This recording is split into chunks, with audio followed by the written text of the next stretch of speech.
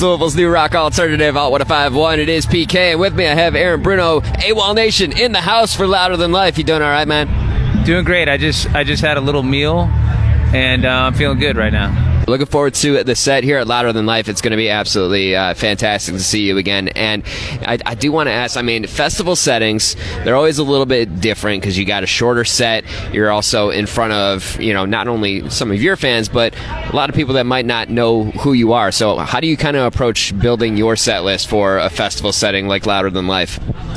That's a great question because I was just trying to figure that out a minute ago. But, you kind of look at different sets you've done in the past. Like, we have a headlining set, which is an hour and 20 minutes plus. Then there's that sort of like main support set, that's more like 45 minutes. And this is 35 minutes. So quite honestly, it's like very refreshing to not have to play that long, right? So you just kind of play, this is a rock heavy crowd, so we'll probably lean on more of our aggressive stuff, but also sprinkle in a little bit of, a breather, maybe a song like Handyman or something like that we'll put in there. But I'm not totally sure, because also we have all these elaborate like jams at the end of songs, and I don't know exactly how long those are. So sometimes what I'll do is have a good idea of what the set should be, but then have the dude on the side tell me like, hey, you have 10 minutes left, and then I'll make a audible there if I need to cut a song. Okay. I mean, it's kind of tough. I mean, you got so much material to choose from, so it makes it a little bit difficult. Like you said, you got to kind of play to the audience as well. But I do want to say, I mean, you just put out a brand new song, so I'm guessing it's probably going to be in the set list. Maybe. I mean, it's brand new, so I mean, have you been like preparing to play it? I don't think we'll play that yet. Okay. Because look, I mean, the people who are coming to see us today, or maybe people who are just here to see everybody, they want to hear songs they're familiar with, and the song's been out for 3 days, so I want to let it breathe a little bit. You guys should play it. I mean, that's fair. I mean, Candy Pop, I mean, like you said, just a few days old. It's also the title track to the new EP. It's coming out on November 10th. And also, this one was the third video, kind of wrapping up a trilogy of videos with this whole storyline. So tell me a little bit more about how all of that came together. And I mean, it's been like a process with putting all of this out and putting it all into this complete, like I said, trilogy. Yeah, I thought it'd be a fun experience to try to put together some sort of narrative like that. And so we put out the first 2 songs with videos, and then I became a father. And life got absolutely flipped upside down for me, and so I needed to pause a little bit. And then, as we were discussing before this, I had a change of like, this is kind of boring for the listeners, but a bit of a change with the label, and now I'm independent, which is a beautiful thing. And so this was to complete the original vision before I became a father, which changed everything, of course. So we're gonna finish this, and I'm glad to have that done, because I have a full album, which I haven't said yet. I don't know if this is a big deal to anyone or not, but that will come out next year. So originally these 3 songs were part of a full record. Okay. But then after life changed for me drastically, I thought, well, let's just keep it as an EP and have these 3 songs, couple remixes that are really cool, and then I'll move on. And then next year will be the launch of a whole full-length album. And I don't mean to be the boy who cried wolf, because I've been promising our fans that a whole record's coming out, and it just life had different plans for me, so now it's going to be next year. So the good news is there's more music coming out than before, and I'm also going to be launching a totally different project as well. And I'm getting a lot better at multitasking since I became a dad, So the silver lining is become a father, get better at doing a million things at once, and then release more music. I mean, you definitely have to multitask. Like I just have a 9-month-old at home, so I mean, I understand like all the multitasking, but it is a good thing that you're able to kind of juggle all of that. There's even more that's coming out and everything, but I mean, you touched on it a little bit that kind of your perspective and of things has changed since you became a father. So when reading about I got the blast for the song, and like talking about that, and like almost like poking fun at pop culture while also being kind of poppy and everything. Like, tell me a little bit about your mindset there, and also how this kind of ties in with we've seen some of that viral action sail to a certain degree early on.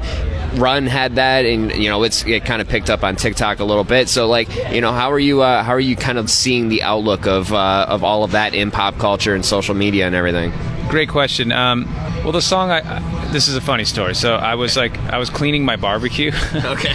And it would always make this sound. It would go wet it, wet it, wet it while I was cleaning it. And I'm like, I love that rhythm so much. It's not that that rhythm has been used, but the way this tone sounded to me, I was cleaning this thing, and I was like, I want to make a song like that. And I felt like, the record was over. The record that I dismantled, and it felt like it was over. But I'm like, I have this idea now, and so that's like that cadence, that rhythm of the synth came from me cleaning something, which was kind of strange, right? And then in the song, I'm like, I want to make a sarcastic, fun pop song that is kind of addressing the great seductress, which is pop music, and catchy music, while not necessarily intending for it to be a pop song, but it kind of ended up being a very poppy song as a result, And I do love pop music, even though I came from the underground. I do. As Jeff Lynne said, pop music is the best because it has everything. Yeah. So a rock song could be pop, so forth and so on. A country song could be pop, hip hop could be pop, right? So I guess it's just my way of acknowledging that we all have the guilty pleasure of liking pop music. Yeah, I mean, it sounds good, and I think that's really that matters. And like, you get the artistic vibe and like the meaning behind it, and like you can definitely feel a lot of that, especially lyrically. Like, again, like you are kind of poking fun at it as well. But kind of. I'm always making fun of myself a little bit, honestly. Because you kind of have to. You have to. Life's hilarious, and yeah. Yeah, I mean, like, if you're not having fun, nothing's worth doing. So, it's easy to poke fun at yourself and, just go along with it and just enjoy the ride. So, I'm looking forward to the set. And I got one more question for you that, maybe you'll have an answer, maybe you won't. But, again, we talked about festival setting, a little bit of a different beast as far as, putting a set list together or anything like that. But those headlining sets, those full sets that you're putting together, you have all of those staple songs that you want to put in. Fan favorites, you throw in some new music here and there. What's a song that you wish you could put on the set list, but you just never are able to? Maybe it's too complex production-wise. Maybe it's too long. For some reason, you can't throw it in there, but you really wish that you could. Yeah, another great question. You came with some great questions today. Well, there's some songs that it's a complicated answer, but there's some songs that I know a lot of our fans want to hear, but I don't enjoy playing anymore, and I don't want to not have fun anymore, right? So there's some of those songs, like we used to play Not Your Fault from the first album all the time, but it became a little bit, something doesn't feel right about playing it, so I just don't play it anymore, and sometimes that lets people down, but we try so hard to make it up for the folks in other ways, right? And then there's a song called I Am, a song called Woman, and like we don't play those songs, even though those are some of our most, quote, successful songs. Yeah. But then on an artistic level, some of the weirder ones that are like, the closeout songs of per record, like a song called Stop That Train, which is on Here Come the Runts. Yep. Love that song, and our diehard fans love that song too. But it's just really hard to play. Like once I sing that song, I gotta like go on vacation or something. It's really, really demanding, so we don't usually play that. And then my buddy, actually, we're playing in Ventura, which is close to our hometown, and he said, hey, you have to play Drinking Lightning. And I'm like, we've never played that. Yeah. No. And he's like, well, you're going to. And I'm going, shoot, that was so amazing that he demanded it that I may have to try. So many is the answer. Many. That's a perfectly fair answer. Yeah. You do it in the studio, like, this is cool, this is great, and then you go back and go, oh shoot, I didn't have to go on tour when I did that song. I just blew my voice out for that thing, And but yeah, I wish we could play them all. Yeah, I mean, it's funny that you say that, though, because like I asked that same question to Pierce the Veil yesterday, and they said I'd have to go back and actually, because I forget the name of the song, because it's a very obscure one, but he's like, I sang in such a high pitch that I can't do it on tour. Like, it's too hard. But maybe some of those songs will work their way into a future set list, and you can have some fun with it. But I'm looking forward to seeing what makes the cut here at Louder Than Life. Aaron, I appreciate you taking the time, man. Thank you. It was an absolute absolute pleasure. It's going to be a fun time today. Thanks.